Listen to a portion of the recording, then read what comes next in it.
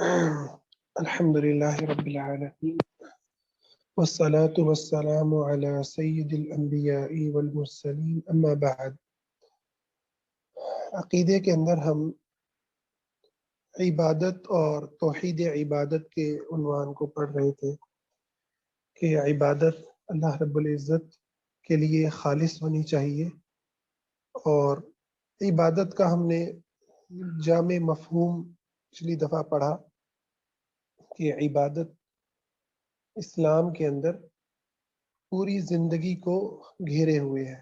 ایک مسلمان کی زندگی انفرادی ہو، اجتماعی ہو، گھریلو ہو، ریاستی ہو، یا جلوت کی ہو، خلوت کی ہو، جذبات کی ہو، رویوں کی ہو، یا اعمال کی ہو، زندگی کا ہر پہلو وہ اللہ رب العزت کی عبادت ہے۔ اور اسی طرح سے جتنے بھی علوم ہیں کائنات کے اندر، چاہے وہ اللہ کی کتاب کا علم ہے یا آسمان میں چلنے والے ستاروں کا علم ہے یا انسان کے جسم کا علم ہے، ہر علم اللہ رب العزت کی اس علم کو حاصل کرنا، اس علم کے ذریعے اللہ کو پہچاننا، یہ اللہ رب العزت کی عبادت ہے۔ تو یوں زندگی کا ہر پہلو اللہ رب العزت کی عبادت ہے۔ تو وہ لوگ جو جس میں تفریق کرتے ہیں دین اور دنیا میں، اور عبادت کے کنسپٹ کو صرف چند اعمال میں اس کو جوڑتے ہیں اور خاص کرتے ہیں، ان کا یہ جو کنسپٹ ہے یہ بہت زیادہ غلطی کے اوپر مبنی ہے، جس سے مزید کئی بڑے بڑے فتنے جنم لیتے ہیں، جن میں سے ایک سیکولرزم کا فتنہ ہے کہ جو پھر یہ کنسپٹ دیتا ہے کہ اللہ کی عبادت کرنی ہے تو آپ کو مسجد میں جانا ہے، عبادت گاہ میں جانا ہے۔ رہی ریاست اور ملک کا آئین، دستور، عدالتیں اور نظام، تو اس میں اللہ تعالیٰ کی اور اللہ کے دین کا کوئی عمل دخل نہیں ہونا چاہیے۔ اور اسی طرح سے ان فتنوں کے اندر یہ فتنہ بھی آتا ہے جو اسلامی علوم کو، یا یوں کہہ لیں علم کے حصول کو، صرف قرآن اور نبی صلی اللہ علیہ وسلم کی حدیث تک محدود کرتا ہے۔ رہا سائنس کا علم، طب کا علم اور دیگر کائنات میں اللہ رب العزت کے جو قوانین ہیں ان کو جاننے کا علم، تو وہ سمجھتے ہیں کہ یہ اللہ کی عبادت نہیں ہے، یہ نیکی کا عمل نہیں ہے۔ اور اسی وجہ سے مسلمانوں نے پچھلے کچھ عرصے میں اسی کنسپٹ کی وجہ سے جو یہ پایا گیا کہ اللہ کے قریب ہونا ہے، اللہ کا ولی اور بننا ہے، اللہ کے نیک بندوں میں شامل ہونا ہے، تو آپ کو بس قرآن پڑھنا ہے، اور قرآن سے آپ قرآن کی تجوید کو پڑھیں اور قرآن کو سمجھیں اور حدیث کو سمجھیں۔ اور رہے وہ علوم جن کے ذریعے آپ نے کائنات کو مسخر کرنا ہے، آپ کے ہاتھ میں ٹیکنالوجی آنی ہے، آپ نے جو ہے میڈیکل سائنسز میں آگے بڑھنا ہے، تو وہ جو ہے اللہ تعالیٰ کے قریب کرنے کے ذرائع اور وہ نہیں ہے۔ اور اس کا نتیجہ یہ نکلا کہ مسلمان جو ہے وہ عملی طور پر پھر ان تمام علوم سے دور ہوتے گئے، اور کفار ان کے اوپر غالب آتے گئے، یہاں تک کہ معاملہ بالکل الٹ ہو گیا۔ کبھی اندلس میں اور بغداد میں یہ عیسائی اور یہود آ کر پڑھا کرتے تھے، اہل مغرب آ کر پڑھا کرتے تھے، تو آج مسلمان جا کے ان کے ہاں پڑھتے ہیں۔ تو یہ ایک بہت ہی اہم بنیادی نقطہ ہے کہ عبادت ہمیں پوری زندگی کو محیط ہے۔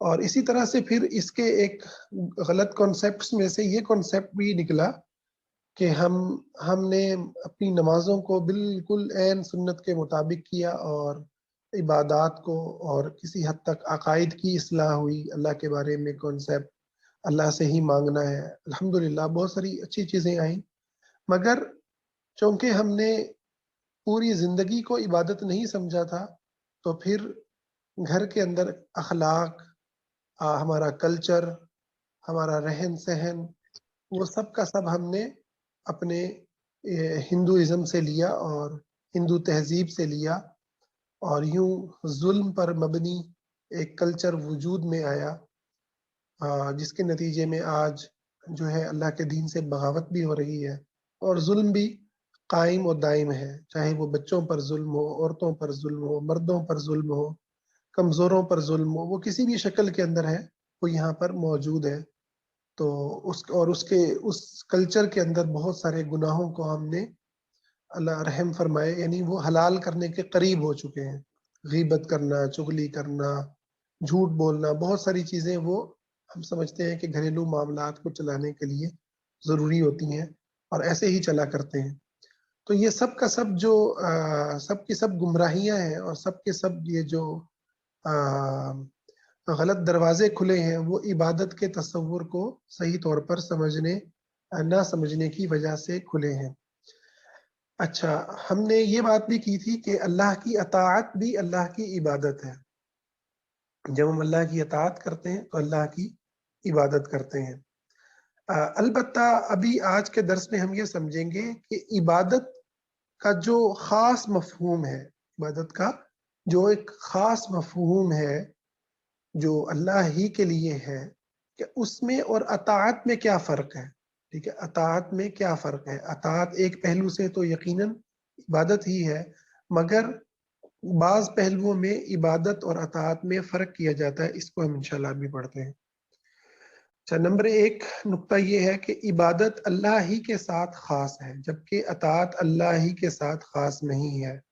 کیا مطلب؟ عبادت صرف اللہ ہی کی جاتی ہے، اور اطاعت آپ اللہ تعالیٰ کی بھی کرتے ہیں اور غیر اللہ کی بھی کرتے ہیں، جیسے والدین ہیں، خاوند ہیں، امیر ہیں۔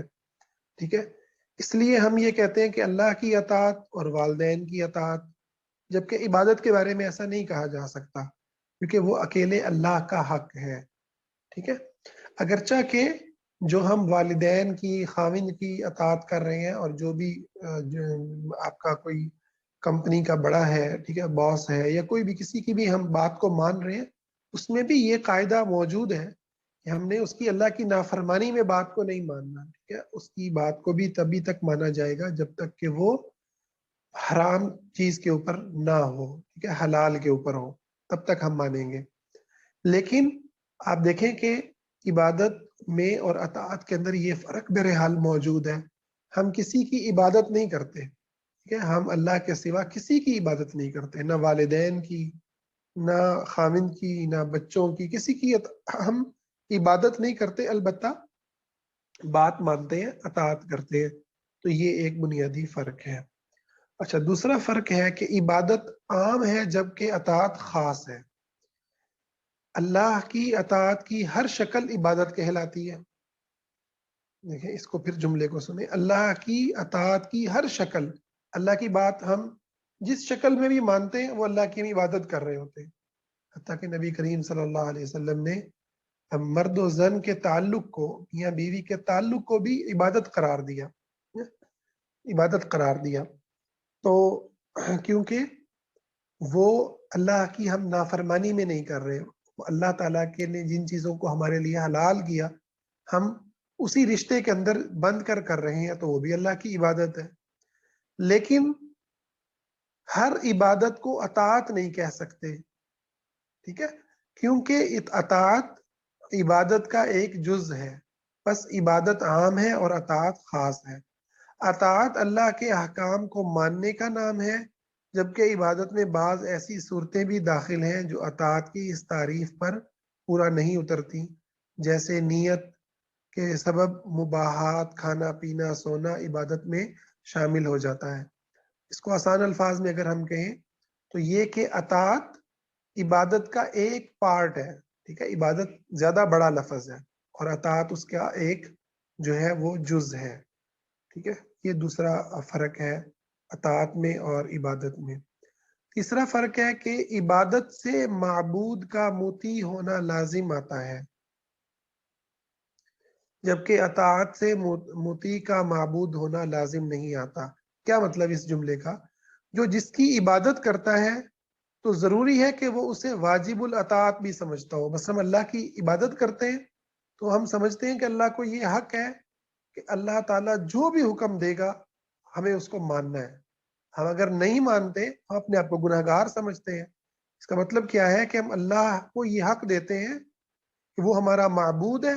چونکہ وہ ہمارا معبود برحق ہے، اسی لیے ہم اپنی زندگی کے ہر معاملے میں اس کی بات کو اتھارٹی سمجھتے ہیں.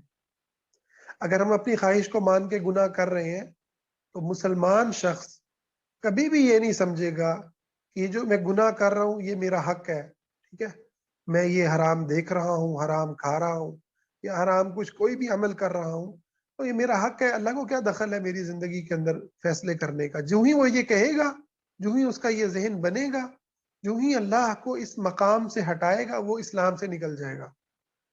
ٹھیک ہے، اور جو کہے گا کہ نہیں میرے اللہ کا یہ حق ہے، اللہ نے جو کہا وہی حق ہے اور مجھے اس کو ماننا چاہیے، میں نہیں مان پا رہا، میں گناہ گار ہوں، گناہ میں واقع ہو رہا ہوں، تو یہ شخص اگرچہ کہ گناہ گار ہے مگر یہ اللہ کا فرما بردار ہے، اللہ کا عبادت گزار ہے. فرما برداری تو اس وقت وہ شاید نہیں کر رہا جب وہ گناہ کر رہا ہے، مگر اللہ کا عبادت گزار ہے کیونکہ وہ حق اللہ کو دے رہا ہے. اللہ کی ماننی چاہیے، مجھے اللہ کی ماننی چاہیے. کسی بھی آپ مسلمان کو کہیں بھائی آپ یہ گناہ کر رہے ہیں تو وہ کیا کہتا ہے کہ بھائی میں گناہ گار آدمی. ٹھیک ہے، اور مسلمان کو ایسا ہی ہونا چاہیے کہ وہ اپنے گناہ کا اعتراف کرے، بھائی میں گناہ گار ہوں، میں اللہ تعالیٰ سے معافی کا طلبگار ہوں، اللہ سے امید رکھتا ہوں اللہ مجھے معاف کر دے گا. میں اللہ کا باغی نہیں ہوں، میں یہ ایسا انسان نہیں ہوں جو یہ فیصلے کرتا پھرے. اللہ کو کیا حق ہے میری زندگی کے اندر دخل دینے کا؟ اللہ کو کیا حق ہے میں اکیلے میں تنہائی میں جو بھی کروں میں کرتا پھروں، میں جس سے چاہوں تعلق رکھوں، جس میں میری چاہے رغبت ہو جائے. مرد سے تعلق رکھ رہا ہے، مرد کسی عورت سے تعلق رکھ رہا ہے، عورت مرد سے رکھ رہی ہے، کیونکہ بس ہم انسان ہیں. بلکہ وہ تو کہتے ہیں یہ لبرلز کے ہم تو اصل میں تو ہم جانور ہیں، بولنے والے عقل والے جانور ہیں. ٹھیک ہے، تو جیسے جانوروں کو کوئی تمیز نہیں ہوتی اور ان پر کوئی بندش دباؤ نہیں ہوتا، ایسے ہمارے اوپر کوئی قاعدہ قانون نہیں، جو چاہے ہم کرتے پھریں دنیا کے اندر. تو یہ لوگ اللہ کے باغی ہیں. ٹھیک ہے، اور جو مسلمان ہیں ان سے گناہ بھی ہو جائے تو وہ بھی تب بھی مانتے ہیں کہ ہمیں اپنے اللہ کی طرف لوٹنا ہے، اللہ کی بات کو ماننا ہے، برحق ہے اللہ کی بات. تو یہ فرق ہے کہ انسان جب اللہ کی عبادت کرتا ہے تو وہ یہ سمجھتا ہے کہ اللہ ہی کی اطاعت ہونی چاہیے. چنانچہ ہر عابد اپنے معبود کا فرما بردار بھی ہوتا ہے. ہر عابد دنیا میں جتنے بھی عبادت گزار ہیں وہ جن کی عبادت کرتے ہیں وہ ان کے فرما بردار بھی ہوتے ہیں. فرما بردار ہونے کے دو سٹیپ ہیں. ایک سٹیپ ہے عقیدے کی سطح پہ، اعتقاد کی سطح پہ، آپ کے بلیف کی سطح پہ، یقین کی سطح پہ. اس سطح پہ ہر عبادت گزار اپنے معبود کا جو ہے وہ تابع دار ہوتا ہے. اور وہ کیا ہے بلیف کی سطح پہ، یقین ایمان کی سطح پہ وہ کیا ہے عبادت گزار ہونا؟ کہ وہ یہ حق دیتا ہے کہ یہ جو میرا معبود ہے یہ مجھے جو کہے گا مجھے ماننا ہوگا، جو کہے گا مجھے ماننا ہوگا، اور اس کی ہر بات حق ہے. اگر اس کا معبود سچا ہے یعنی اکیلا اللہ ہے تو وہ اللہ کی عبادت کر رہا ہے اور اللہ کو یہ حق دے رہا ہے کہ میرا اللہ جو کہے گا میں مانوں. یہ ہے ایمان کی سطح پہ اللہ کی اطاعت کرنا. دوسری سطح ہے عمل کی، اس کے اندر کمی کوتاہی ہو سکتی ہے. ٹھیک ہے، ایک شخص مانتا ہے اللہ ہی کی میں نے بات کو ماننا ہے اور اللہ کو یہ اتھارٹی حاصل ہے کہ اللہ جو فیصلہ کر دے وہ میری زندگی کا قانون ہے، وہ میں اس کا غلام ہوں، مجھے اللہ کی فرما برداری کرنی ہے. وہ فیصلہ میری انفرادی زندگی کے بارے میں ہو، میری اجتماعی زندگی کے بارے میں ہو، وہ کسی بھی پہلو سے ہو، اللہ کی تعلیم ہو، میں اللہ کا تابع دار ہوں. ایسا شخص جو ہے جو یہ عقیدہ رکھتا ہے وہ مسلمان ہے. اللہ کا فرما بردار ہے. اب عمل کی سطح پہ اونچ نیچ ہو سکتی ہے، اس سے کوئی گناہ ہو جائے، نافرمانی ہو جائے، اور پھر وہ اللہ سے توبہ کر لے، پھر وہ اللہ کی طرف پلٹ آئے. ٹھیک ہے. لیکن جو شخص یہ کہے کہ میں اللہ کی اطاعت، میرے پر حق ہی نہیں ہے اللہ کو کہ مجھے اپنی اطاعت کروائے، اللہ کو کیا حق ہے مجھ سے اطاعت کرائے، تو یہ شخص مسلمان نہیں ہے. اس کا مطلب ہے اس نے اللہ کو معبود نہیں مانا، کیونکہ ہر عابد، عبادت کرنے والا اپنے معبود کا فرما بردار ہوتا ہے. اچھا، جبکہ اطاعت کرنے سے عبادت لازم نہیں آتی. اب آپ والدین کی ہم اطاعت کرتے ہیں، تو کیا والدین کی ہم عبادت بھی کرتے ہیں؟ نہیں. تو یہ دونوں الگ الگ چیزیں ہیں. ٹھیک ہے. اطاعت سے عبادت لازم نہیں آتی. چنانچہ ایک مسلمان والدین کی اطاعت تو کرتا ہے مگر وہ ان کی عبادت نہیں کرتا. ٹھیک ہے. تو یہ دو الگ الگ چیزیں ہیں. اچھا جی، چوتھی چیز ہے غیر اللہ کی عبادت بجا لانے، یعنی عبادت کرنے کی ہر صورت شرک ہے، جبکہ غیر اللہ کی اطاعت کی مختلف صورتیں ہیں. کیا کیا صورتیں ہیں؟ اگر غیر اللہ کی اطاعت حلال کام میں ہو تو حلال ہے. ٹھیک ہے. آپ کسی کمپنی کے اندر اس کے رولز کو فالو کرتے ہیں، آپ ایک ملک میں رہ رہے ہیں، اس ملک کے وہ قوانین جو اللہ تعالیٰ کی شریعت کے مطابق ہے، شریعت کے خلاف نہیں ہے، آپ ان کو فالو کرتے ہیں. اشارے جو ہے وہ ٹریفک سگنل جو ہے وہ گرین ہے تو آپ چل پڑتے ہیں، ریڈ ہے تو رک جاتے ہیں. تو یہ جائز ہے، بلکہ بعض اوقات یہ ثواب کا باعث ہوتی ہے. اس کے ذریعے ہم لوگوں کو اپنے دکھ سے، تکلیف سے محفوظ کرتے ہیں، اور خود بھی لوگوں کی حادثات سے محفوظ ہوتے ہیں. ٹھیک ہے. اور اگر یہ اطاعت حرام کام میں ہو، کسی کو خاوند نے کہا، کسی کو بیوی نے کہا کہ یہ حرام کام کرو، ٹھیک ہے، یہ حرام کام کرنا ہے، بیوی نے فرمائش کی کہ یہ چیز گھر کے اندر ہونی چاہیے جو کہ حرام ہے، مگر خاوند محبت میں مجبور ہے، اور خاوند نے بیوی کو کہا، کوئی ایسا مطالبہ کیا جو حرام ہے، اور بیوی ماننے پر مجبور ہو جاتی ہے. مجبور ہونے سے مراد یہ کہ وہ اس کی محبت کے اندر یہ مجبور ہو جاتی ہے، اس کو دیکھ رہی ہے. ٹھیک ہے. تو یہ جو حرام بات میں ہم کسی کی بات کو مانتے ہیں تو ہم حرام کا ارتکاب کرتے ہیں، گناہ گار ہو جاتے ہیں.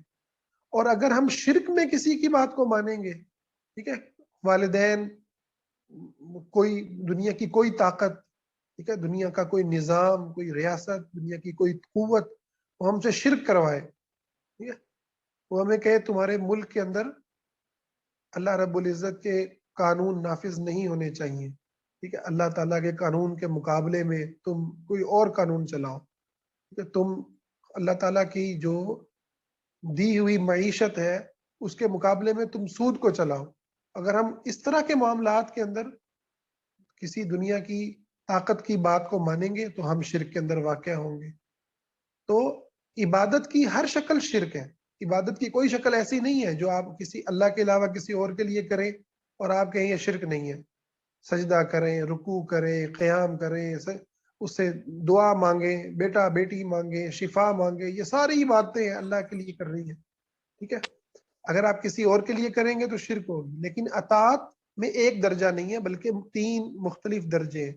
حلال کام میں کریں گے تو حلال ہوگی، حرام میں کریں گے حرام ہوگی. ٹھیک ہے، اطاعت کرنا. اور اگر شرک کے اندر کریں گے تو پھر یہ شرک بن جائے گی. ٹھیک ہے.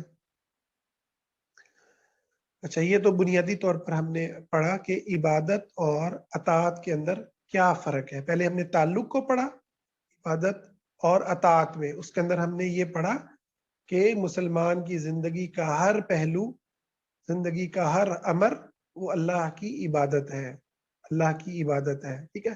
پھر ہم نے فرق کو پڑھا کہ اطاعت اور عبادت میں کچھ فرق بھی ہیں، اور وہ فرق کیا ہے. ٹھیک ہے. اور اب ہم اگلے موضوع کے اوپر منتقل ہوتے ہیں. اچھا، ایک قاعدہ بیان کرتے ہیں کہ شرعی عبادات مسلمانوں کی اجتماعیت کا تقاضا کرتی ہیں. یہ بہت اہم مسئلہ ہے. ٹھیک ہے. شرعی عبادات، یہ عبادت سے متعلق ایک قاعدہ ہے. عبادت کے بارے میں ایک کانسیپٹ یہ پایا جاتا ہے کہ جی اللہ کی عبادت کرنی ہے نا، تو آپ کو اس سے کیا ہے کہ جو ملک میں قانون کون سا چل رہا ہے، معیشت جو ہے وہ سود کی ہے یا جو ہے وہ حلال تجارت کی ہے، ٹھیک ہے، ثقافت جو ہے وہ ننگی ہے یا حیا والی ہے، تعلیم جو ہے الہاد کی ہے یا اللہ رب العزت کی پابند ہے، کتاب و سنت کی روشنی میں ہے، ٹھیک ہے، اس سے آپ کو کیا ہے؟ آپ نے عبادت کرنی ہے، سجدہ کرنا ہے، جا کے سجدہ کریں۔ آپ کو اس سے کیا؟ آپ پاکستان میں، آپ امریکہ میں ہیں، آپ سعودیہ میں ہیں، ایران میں ہیں، دنیا کے کسی کونے میں، اسرائیل میں ہیں، آپ نے سجدہ ہی کرنا ہے نا۔ تو یہ جو تصور ہے یہ بہت زیادہ گمراہ کن تصور ہے، ٹھیک ہے۔ ایک تو اس کے اندر ہم نے پہلے بات کی کہ یہ تصور اصل میں اس لیے پیدا ہوتا ہے کہ ہم عبادت کو جو ہے بس سجدوں کے اندر اور چند عبادت کے اعمال میں بند کر دیتے ہیں، ٹھیک ہے۔ ایک تو یہ بڑی وجہ ہے جس کی وجہ سے یہ گمراہ کن تصور پیدا ہوتا ہے، جبکہ عبادت کے اندر زندگی کے ہر معاملے میں اللہ کا مطیع و فرما بردار ہو جانا، اللہ کے سامنے جھک جانا، یہ عبادت ہے، ٹھیک ہے۔ تو ایک تو یہ اس چیز کے بالکل اپوزٹ ہے، اور یہ وجہ ہے جس کی اس کو نہ جاننے کی وجہ سے یہ چیز پیدا ہوتی ہے کہ جی آپ جہاں مرضی اللہ کی عبادت کر لیں، آپ کو دنیا میں کیا مسئلہ ہے، جہاں مرضی سجدہ کریں اللہ کو۔ تو ہم کہتے ہیں کہ سجدہ کرنا عبادت کی ایک شکل ہے، ٹھیک ہے، اور اللہ کا دین زمین پہ غالب ہو، اللہ کا قانون دستور بنے، اللہ کی نازل کردہ شریعت سے قانونی اور غیر قانونی طے ہوتے ہوں، یہ جو ہے یہ بھی اللہ کی عبادت ہے، اور یہ اللہ کی عبادت کا باقاعدہ ایک جز ہے جسے حاکمیت الہی کہتے ہیں۔ اللہ رب العزت کو جیسے سورج نے، چاند نے، آسمان اور زمین نے، اور کائنات کے ذرے ذرے نے، اور ہر انسان کے دھڑکتے ہوئے دل نے اللہ کو رب مان رکھا ہے، اور اللہ کے بنائے ہوئے قوانین کے تابع چل رہا ہے، اس کے عین مطابق اور اس کے طے کردہ اصولوں کے مطابق دوڑ رہا ہے، اسی طرح سے اس زمین کے اوپر حکم بھی اللہ کا غالب ہونا چاہیے۔ انسانوں کو فیصلے بھی اللہ کے نازل کردہ شریعت سے لینے چاہیے۔ انسانوں کی معیشت، معاشرت، ثقافت، تہذیب، وہ بھی اللہ رب العزت نے جو آسمان سے دین اتارا اس کی روشنی میں طے ہونی چاہیے، یہ بھی عبادت ہے۔ اچھا، اس میں دوسرا جو پہلو ہے وہ یہ ہے کہ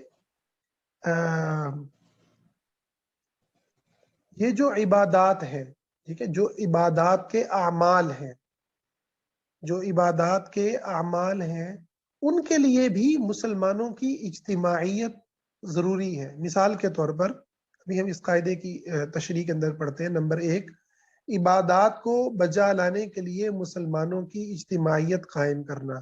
جیسے مثال دیکھیں، اقامت صلاۃ کے لیے جماعت کا اہتمام کرنا، یہ ایک شکل ہے۔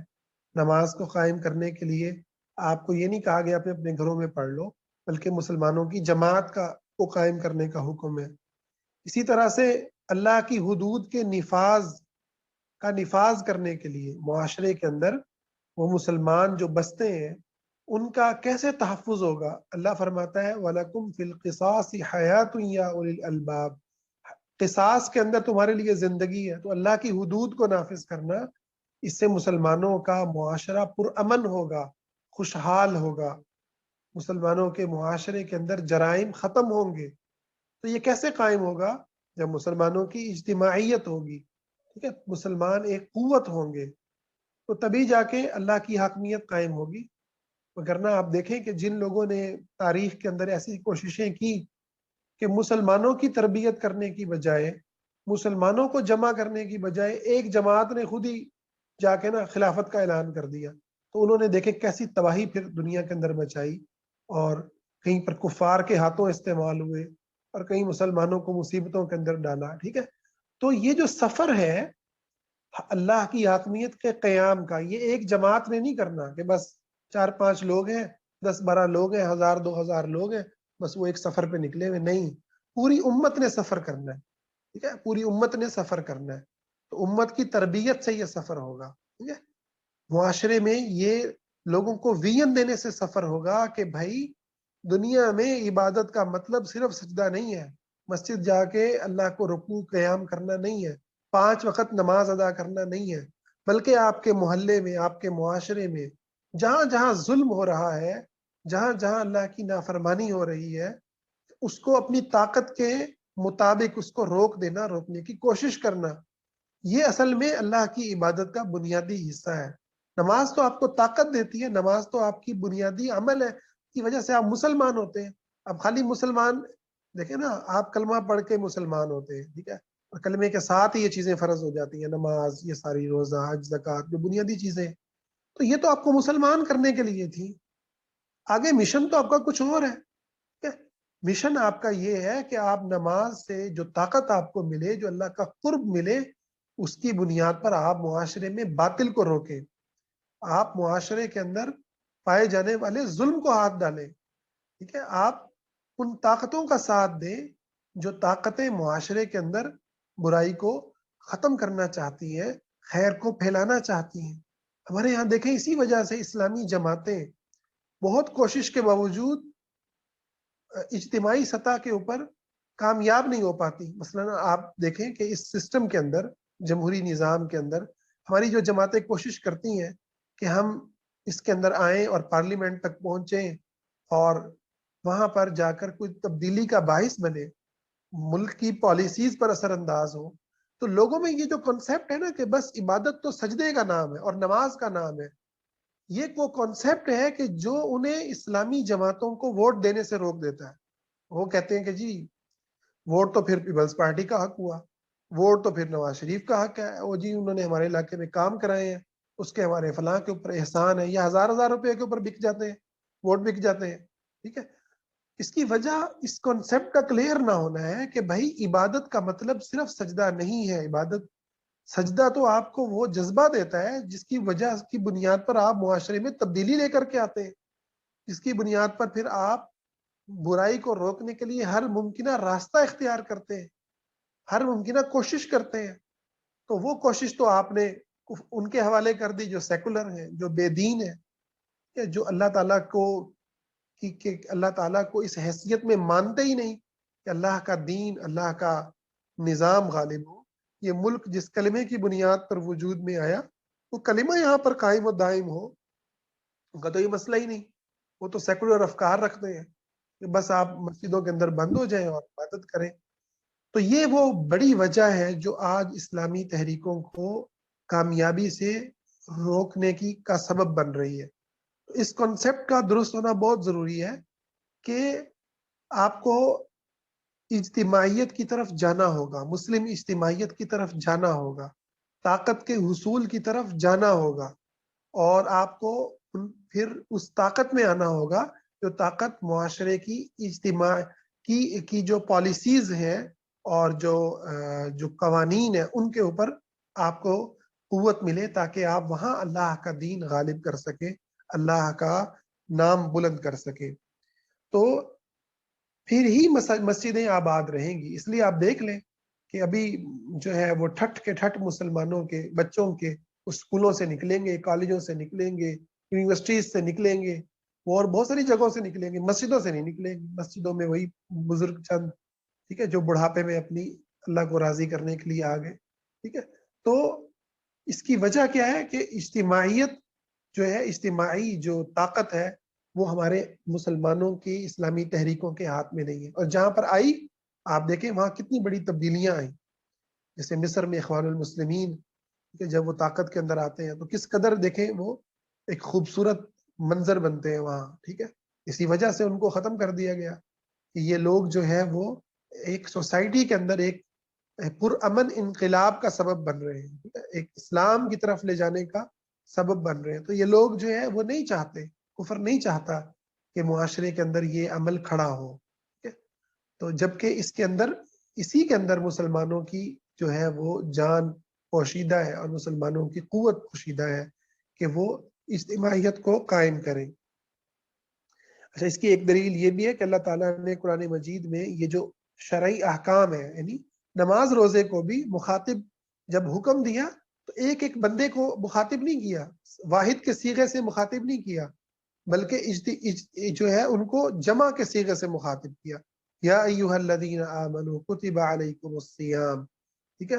اور کہیں فرمایا وَأَقِیمُوا الصَّلَاةَ وَآتُوا الزَّکَاةَ، نماز کو قائم کرو، زکوٰۃ ادا کرو، تو یہ ساری چیزیں دلیل ہیں کہ مسلمان تنہا زندگی نہیں بسر کرتا بلکہ اجتماعیت کے اندر جیتا ہے اور اجتماعی قوت کو حاصل کرنے کی کوشش کرتا ہے تاکہ وہ اجتماعیت کے ذریعے جو ہے اسلام کو غالب کرنے میں کردار ادا کرے۔ دوسری بات یہ ہے کہ اجتماعی عبادات کو قائم نہ کرنے سے انفرادی عبادات بھی کمزور پڑتی ہیں، اور اس کی بڑی خوبصورت دلیل نبی کریم صلی اللہ علیہ وسلم کا یہ فرمان ہے۔ آپ نے فرمایا اسلام کی کڑیاں ایک ایک کر کے ٹوٹتی چلی جائیں گی، جب بھی کوئی کڑی ٹوٹے گی تو لوگ دوسری سے چمٹ جائیں گے، اور سب سے پہلے جو کڑی ٹوٹے گی وہ اللہ کے قانون کی حکمرانی کا خاتمہ ہوگا۔ اب ذرا اس پر غور کریں، سب سے پہلی جو کڑی ٹوٹے گی وہ اللہ کے قانون کی حکمرانی کا خاتمہ ہوگا، اور سب سے آخر میں نماز کو چھوڑ دیا جائے گا۔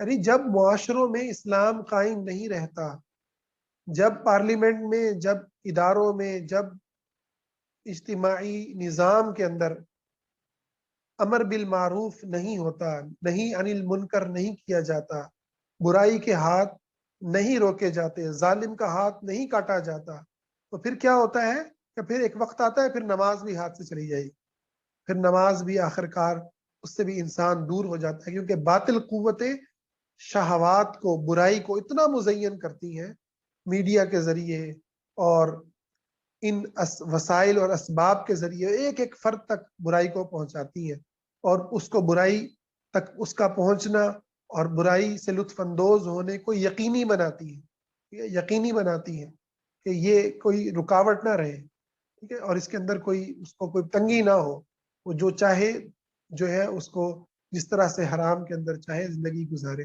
جب باطل غالب ہوتا ہے، جب اسلام غالب ہوتا ہے تو وہ پھر کیا کرتا ہے، مسلمانوں کے لیے اسلام پہ چلنا آسان کر دیتا ہے، کہ اسلام پہ چلنا آسان کر دیتا ہے، برائی کو ہر سطح کے اوپر روکا جاتا ہے، ہر سطح پہ اس کے دروازوں کو بند کیا جاتا ہے، شر کے دروازے بند کیے جاتے ہیں۔ اس لیے یہ بہت ضروری ہے کہ اجتماعی سطح پر بھی اللہ تعالیٰ کا دین غالب کیا جائے۔ اس حدیث سے کہتے ہیں پتہ چلا کہ سب سے پہلے اجتماعی عبادات کا خاتمہ ہوگا، جس کے نتیجے میں انفرادی عبادات بھی زوال پذیر ہو جائیں گی۔ تو یہ چند بنیادی باتیں ہیں جو آج کی مجلس میں ہم نے رکھی ہیں۔ ایک تو ہم نے جو بات کی وہ عبادت کے جامع تصور کی عبادت کا ایک جامع تصور ہے جس میں زندگی کا ہر پہلو آتا ہے، اور دوسری بات ہم نے عبادت اور اطاعت میں فرق کی غیر اللہ کی جب ہم عبادت کرتے ہیں اور اطاعت کرتے ہیں تو کیا فرق واقع ہوتا ہے، ٹھیک ہے، ہر اطاعت جو ہے وہ عبادت نہیں ہے، ٹھیک ہے، اور کفر نہیں ہے، حلال کام میں ہو تو حلال ہے، حرام میں ہو تو حرام ہے، اور کفر میں ہو تو کفر ہے، جبکہ عبادت غیر اللہ کی جب بھی ہوگی تو وہ کفر کا درجہ پائے گی، وہ شرک کا درجہ پائے گی۔ اس کے بعد ہم نے جو ہے وہ اس اصول کو پڑھا کہ شرعی عبادات مسلمانوں کی اجتماعیت کا تقاضا کرتی ہیں۔ ہمارے یہاں کچھ لوگ سید مودودی رحمۃ اللہ علیہ کے اوپر اس حوالے سے بہت تنقید کرتے ہیں کہ سید نے یہ جو اسلامی انقلاب کی بات کی ہے، اقامت دین کی بات کی ہے، تو جی یہ بات تو کوئی جو ہے نا نئی بات ہے، ٹھیک ہے، یہ کیا بات ہوئی کہ آپ بس عبادت کریں، سجدہ کریں، اللہ کو نمازیں پڑھیں تو بس ٹھیک ہے۔ یہ جو تصور ہے نا جو سید مودودی نے دیا کہ اقامت دین کا اور دین کو غالب کرنے کا اور دین کو قائم کرنے کا، حقیقت میں یہ وہ تصور ہے جو لا الہ الا اللہ کے اندر بیان کیا گیا ہے۔ یہ وہی تصور ہے جو ہمیں نماز میں ایاک نعبد و ایاک نستعین، اللہ اکبر کہنے سے ہمارے اندر پیدا ہوتا ہے۔ تو نماز جو ہے وہ فی نفسی ہی یقیناً اپنی جگہ مطلوب ہے، مگر نماز اصل کے اندر ایک مشن کے اندر جو آپ کو جان دیتی ہے، جو آپ کو طاقت اور قوت دیتی ہے، نماز وہ چیز ہے۔ تو آپ کہیں کہ مشن تو کچھ ہے ہی نہیں، مشن تو نماز ہی تھا، تو یہ آپ کا اسلام سے لا علم ہونے کی دلیل ہے۔ اللہ نے جب اپنے رسولوں کو بھیجا تو اس بات کو بیان فرمایا، هو الذی ارسل رسولہ بالہدی ودین الحق، लियुज़हिरहु अला दीन कुल्ली, उसने अपने रसूल को भेजा हिदायत और दीन हक के साथ ताकि वो उसको तमाम अदियान पर गालिब करे। इसी तरह से अल्लाह ताला ने हमें इस्तिआनत का भी जिक्र फरमाया, नमाज का जिक्र फरमाया, फरमाया इस्ताईनु बिस्सब्रि वस्सलाह, नमाज से आपने मदद तलब करो, नमाज और सब्र से तुम मदद तलब करो। तो मदद किस चीज पे तलब करनी है आपने? नमाज से, मिशन के ऊपर। और मिशन क्या है कि आपने बातिल को रोकना है, आपने शर को रोकना है। और कितनी अहादीस हैं जो नेकी के हुक्म देने और बुराई से रोकने के बारे में आई हैं, जिनके अंदर यही बात दोहराई गई है, अगर तुम इसको छोड़ दोगे तो फिर तबाह हो जाओगे। तो ये जो लोग इस किस्म का इस्लाम पेश कर रहे हैं, हकीकत के अंदर ये मुसलमान लाशऊरी तौर पर मुसलमानों की कश्तियों को डुबा रहे हैं। तो बिल्कुल वही मिसाल है जो आप सल्लल्लाहु अलैहि वसल्लम ने दी, कि एक कश्ती है जो समंदर में सफर कर रही है, आपने फरमाया, तो उसके नीचे वाले लोग पानी मांगते हैं ऊपर वालों से, ऊपर वाले पानी नहीं देते, तो नीचे वाले क्या करते हैं, वहीं कश्ती में सुराख करके पानी समंदर का लेना शुरू कर देते हैं। अब ऊपर वाले समझदार हुए तो उनको रोक लेंगे, वरना सब के सब गरक हो जाएंगे। तो जब तक हमारे लोग मुसलमान इस मुस्लिम क़यादतें, इस्लामी तहरीकें इज्तिमाई इदारों में नहीं पहुंचेंगी, पार्लियामेंट में नहीं पहुंचेंगी, कुव्वतों के अंदर, ताकत के अंदर नहीं आएंगी, तब तक आपका मस्जिद के अंदर इबादत करना, आपकी औलादों का अल्लाह से जुड़ना, आपके बच्चों का अल्लाह रब्बुल इज़्ज़त की किबरियाई को जानना, हुजूर की मोहब्बत में जीना, ये सब कुछ वो ख़त्म होता चला जाएगा। और हम देख रहे हैं कि ये जो आहिस्ता आहिस्ता कुफर को कामयाबी मिल रही है, इसकी एक बड़ी वजह ये है। तो हम शुक्रगुजार हैं उन इस्लामी तहरीकों के जिन्होंने कोशिशें करके इस मुल्क के अंदर और दुनिया भर के मुस्लिम ममालिक के अंदर इस्लामी अमल को खड़ा किया। कहीं कादियानियों का रास्ता रोका, उन्हें पार्लियामेंट से काफिर करार दे के, कहीं उनको जो है और बहुत सारे कवानीन बनाए इस तरीके के, और बुराई को रोकने की कोशिश की। खास करके इखवानुल मुस्लिमून ने जिस तरह का किरदार अदा किया और मुसलमानों की नुसरत की, तो ये हमें इस चीज को समझना होगा। तो ये जो लोग महज इस चीज के ऊपर सैयद मौदूदी रहमतुल्लाह अलैह पर या और इस तरह के जो हमारे बुजुर्ग गुजरे जिन्होंने इस चीज की अहमियत को बयान किया, जो उन पर तनकीद करते हैं, हकीकत में ये दीन के इल्म से नावाकिफ हैं, शरीयत के इल्म से नावाकिफ हैं। ठीक है, आप मस्बत तनकीद करें, जरूर करें, मगर ऐसी तनकीद ना करें जो तनकीद जुल्म पर मबनी है और खुद अल्लाह के दीन के खिलाफ है। तो इकामत दीन और ज़मीन पर अल्लाह के दीन को गालिब करना, अल्लाह के दीन को कायम करना, ये मुसलमान से मतलूब है। अगर वो ये कोशिश करेगा तो ही उसकी इनफरादी इबादात का हुस्न भी कायम रहेगा, उसके बच्चे और उसकी नस्लें भी इस्लाम पे कायम रहेंगी। अगर ना वही कुछ होगा जो रशियन रियासतों के अंदर हुआ, जो बोस्निया में हुआ, जो स्पेन में हुआ, ठीक है, और जो दुनिया के दीगर ममालिक के अंदर हुआ। अल्लाह से दुआ है अल्लाह ताला हमें अपने कॉन्सेप्ट्स को सही करने की तौफीक दे और हमें सही नज़रिए के ऊपर कायम रखे और इसी के ऊपर मौत दे। आमीन या रब्बल आलमीन।